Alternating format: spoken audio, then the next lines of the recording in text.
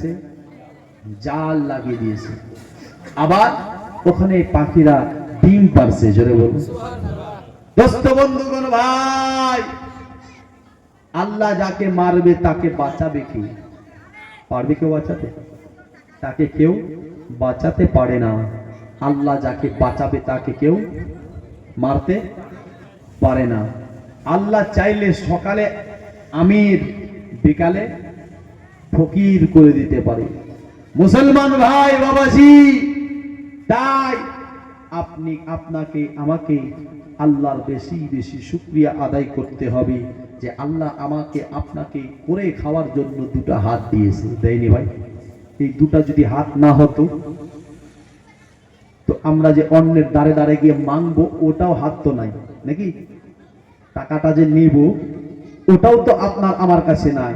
মুসলমান কিছু মূল্য থাকতো না, যদি দুটো পা হতো না তো আপনি আমি কোনো জায়গায় যেতে পারতাম না।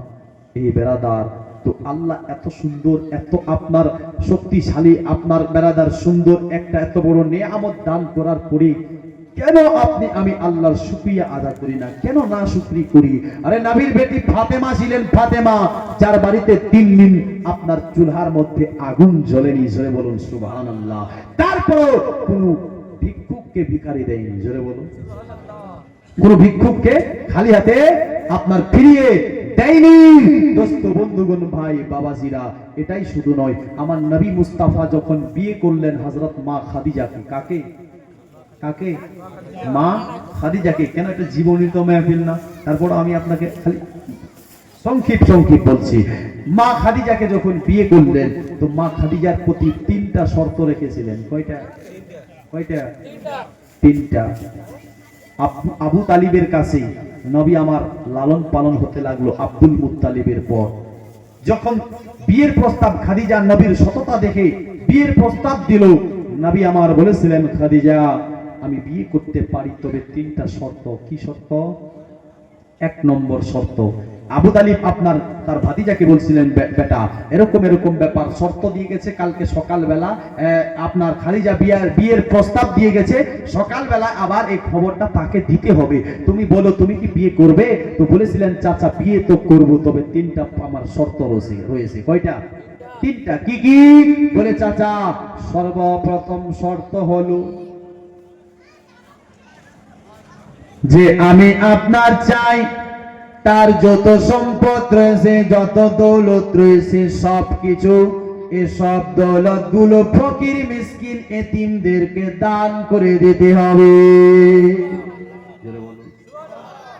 আর এই খাদিজা মক্কার মধ্যে অনেক বড় বিজনেসম্যান ছিল, অনেক টাকাওয়ালা ছিল।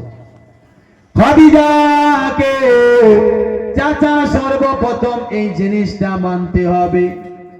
তারপর কি শর্ত রেখেছো বলো? বলেছেন, তারপরে চাচা আমার শর্ত হলো এটা যে এই খাদিজাকে আমি নবী যেটা পোশাক দেব সেই পোশাকের মধ্যে রাজি খুশি থাকতে হবে। আপনার আমার বিবি বেটি খুশি থাকে না, যেটা দেব সেটাতে খুশি থাকে। ও যতক্ষণ পর্যন্ত দোকানে গিয়ে নেবে না ততক্ষণ পর্যন্ত ও খুশি নাই।